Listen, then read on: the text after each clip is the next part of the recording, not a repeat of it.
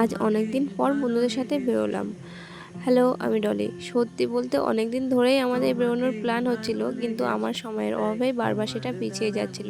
আমি আজ যাব কাল যাব করে ওদের বেশ ঘুরিয়েছি, তবে ফাইনালি আজ সবাই মিলে বেরোতে পারলাম। আসলে কাল আমাদের পাড়ায় কালী পুজো ছিল। তা আমি প্রতি বছরই এই কালী পুজোতে উপোস থাকি, এবছরও ছিলাম। তো সারা রাত জাগা পড়েছে, সেই কারণে সারাটা দিন আমি ঘুমিয়ে কাটিয়েছি।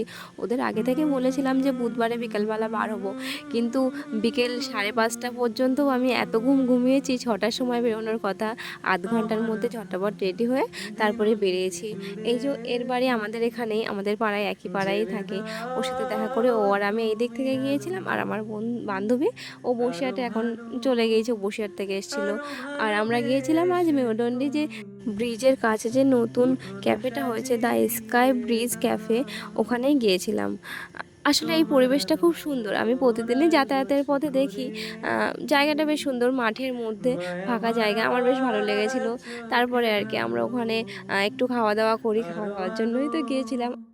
তারপরে আমরা ওখানে খুব সুন্দর সুন্দর ছবি তুলি, আর আকাশে মেঘও করেছিল, মনে হচ্ছিল বৃষ্টি আসবে, তাই আমরা সকাল সকাল বেরিয়েও পড়েছিলাম। এটাই ছিল আমার আজকে ছোট্ট ভিডিও। সবাই ভালো থাকবে, টাটা, বাই।